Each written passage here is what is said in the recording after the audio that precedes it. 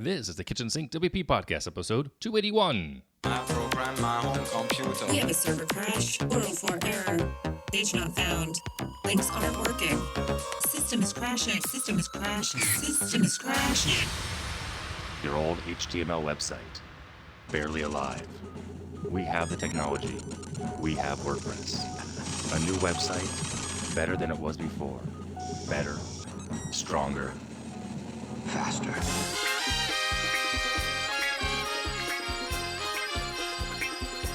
We have the technology.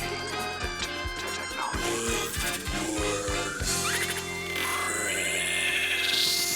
Why, hello everybody. This is Adam Silver, the host of the Kitchen Sink WP Podcast. Thanks for being here. Let's get started. All right, first and foremost, upcoming events. We have one WordCamp coming up this weekend. It is WordCamp Boston, July 20th through 21st.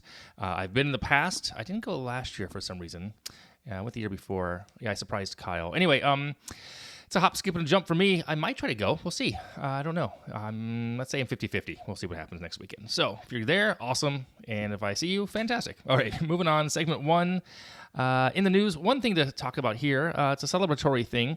The other podcast that I'm on, for those who may not know, I co-host another show called the GetOptions podcast, and I don't mention it nearly enough, and I should. I want to call it out right now.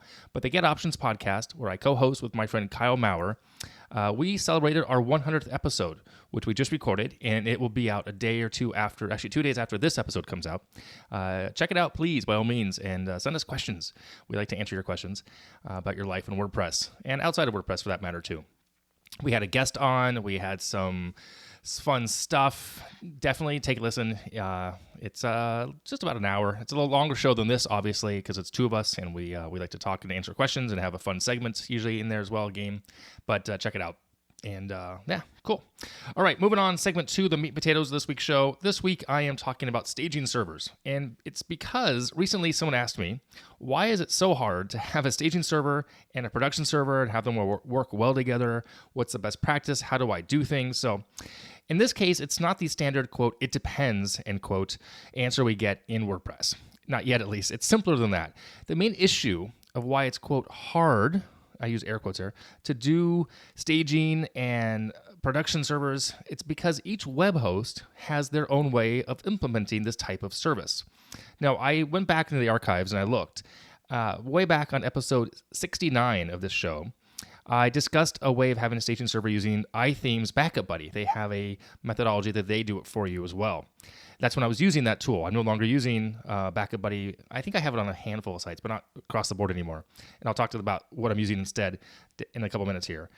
So let's first discuss what is a staging server, why use it, and then I'll say kind of like some setups and how I do things when I'm using now. So a staging server is just a type of server that's used to test the software, the website, in a very familiar production environment before you go live. Okay, you can actually have dev, staging, that's not true. Yeah, development, staging, and production. You could have three, and some people do that. So the why is it's just safer. Like I said, it's safer to do this, to test things, to not break things, or if you want to break things because you want to see what's going to happen, what is going to break, and how will it be affected. So that's why we use staging servers. Now, the issue comes up is when you merge the changes. If you make a change on a staging server from, before you move it to production is live, that's the problem. Some web hosts do a great job. Other web hosts, it's not that they don't do a bad job, they just don't handle it well, and it gets convoluted, especially with databases like WordPress. Serialized arrays, also WordPress. E-commerce, those little things, that's where things can get tricky based on what are you changing. Okay, so for example, a host that does a good job of this is WP Engine. I have used them. I have clients on them. And why do they do a good job here? Well, they own the server. You're hosting there. And so they can spin up a staging server right off of themselves, in essence. So there's nothing else to do there.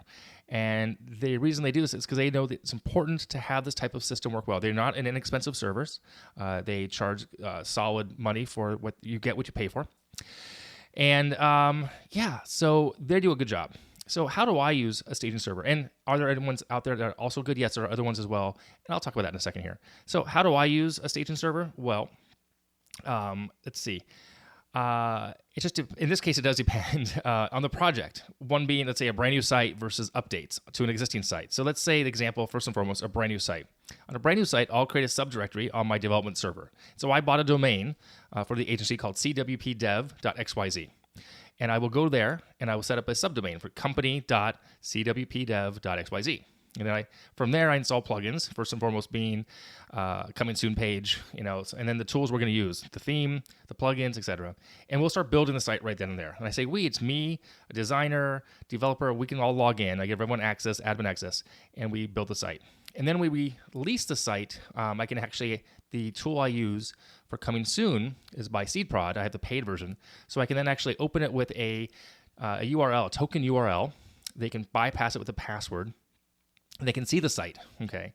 And then they can sign off on it. And then once they've signed off on the site development, we can then move it to the live site. If we're not hosting it, because I don't host everybody's sites that we build, we can then move it over, migrate it, deploy it, push it back over to a live site URL, overwrite the old one, and that's usually what this would be. This would be an overwriting of the site because it's a brand new site.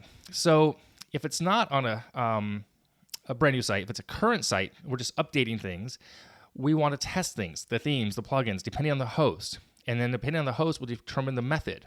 So WordPress, WP Engine, we can pull from production to staging, run the updates, test it, and then push it right back. And WP Engine knows what's happened, what's different and changed. In this case, it'll ask you, do you want to overwrite everything, certain tables, databases, in the database, what do you want to push back? And if you are having a lot of content being added to a site, you might want to say to the client, hey, let's stop blogging for the moment because we've pulled it. We're doing the updates. We're testing it. So no more blogging for the next, hour. Or maybe if you need to do it overnight, you do it overnight, right? Same kind of thing. Now, e-commerce is a slightly different situation. It gets a lot more tricky. But keep this in mind. And I mentioned this to my the person who asked this question. Apple, one of the biggest companies in the world, if not the biggest, in this at the moment, they actually take their store down. When they do announcements, they will stop selling things on the store. So if they can stop for an hour, so can you. Okay, yes, they're much bigger, not losing, but they need to stop, and they want to make sure that things get up there in the right way and at the right time. So you can shut the store down if you need to, under maintenance. Do the push, bring it back to get tested real quick, bring it back. So FYI, I think you can do that. So let's say you're doing this on a hosting company that's not as tightly integrated like WP Engine, for example. And I'm using them as an example because I know they do this really well.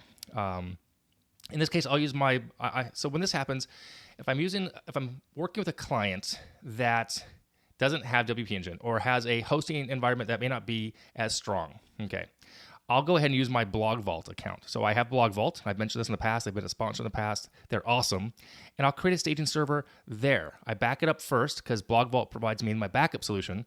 When I left Backup Buddy, I'm using Blog Vault now a lot across the board. And they allow me to have staging. So they'll spin one up for me, but it's not at the host level. It's a separate little area. And I have to log into that. I'll do the updates there and changes, and then I can push back. The issue here is you need access, FTP, SFTP, SSH, to push back. Because again, Blog Vault isn't the host. They are a third-party service that lets me almost have like a control panel to manage multiple sites in one place. Kind of like I can't think of the other name of the other company that used to do this. I don't know. I'm sure someone's telling me right now the name of the company. As you're listening to this, I don't remember the name of the company. But, actually, iThemes did this too. iThemes Sync and iThemes, they had a dashboard kind of thing. One of those companies. Anyway, so Blog Vault does this as well. I recently ran a test to see the steps on this, and it was pretty straightforward. I have possible intention on, if you guys want to see this, I can do a sample video on this as well. Let me know. So I've been using Blog Vault a lot for staging, and then I can push back, and I can then drill down what do I want pushed back: pages, posts, database, tables, etc. Pretty nice. I also tested this recently over at SiteGround, and it worked same way, just as well. In this case, actually, since the hosting was there as well, there was no FTP, no additional logins needed. It just kind of merged pretty seamlessly, so pretty cool. So now you're wondering, possibly the question you may have now is, where does desktop server come into play here? Because I've mentioned desktop server many times during this podcast in general. I use it all the time and almost daily, and I use it for both site builds, testing, deployment, a lot of testing. But when I want to spin something up really fast, I'll use desktop server. I don't need access to the internet. I don't need Wi-Fi. I just build it right away. Oftentimes, if I'm building something myself as a starting point, I'll build it locally. I'll push it to my staging development server, and then I give access to who needs it to keep building the site. And then we show the client, and then we move it across.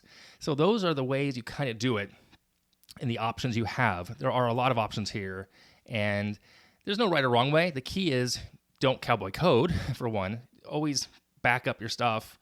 Practice somewhere in a sandbox that's safe, and those are the takeaways here. But a staging server is just that. And the person who asked, I think it was it Paul? I think it was Paul. Anyway, so I hope that helps. And yeah, you want to. One more last thing here is some hosting companies will do staging servers as a subdomain. Some will do it in a directory. It's 6.5 dozen. Doesn't matter as long as you understand what's going on there and how to get it over to a staging server and then how to get it back. Okay, just follow their steps. They should have it documented. If they don't have it documented, that's a problem. That's what makes it difficult as well. So, all right, moving on. Segment 3, tip and tool of the week. This week, I want to talk about an app, a website. It's free. It looks like it's free. It's during the last week's meetup. Actually, I heard about this. Optimizing images. Squoosh.app. SQUOOSH.app. Looks like it's free. It's a similar service to like Tiny PNG, which I use all the time, but check it out. I have no connection to them. Squoosh.app, SQUOOSH.app lets you, optimize images, and you can export them in different formats as well. Check it out. Okay, well, that is it this week. If you have any questions, go ahead, send it in via email, adam@KitchensinkWP.com, or use the SpeakPipe functionality of the website. If you want to support the show, I would be so grateful. Become a Patreon over at KitchensinkWP.com/Patreon. If you want to sponsor the show, you can do that too. There's a form on the website. Thank you so much for listening. Now go out and do some awesome things with WordPress. All right, see you next week. Bye-bye.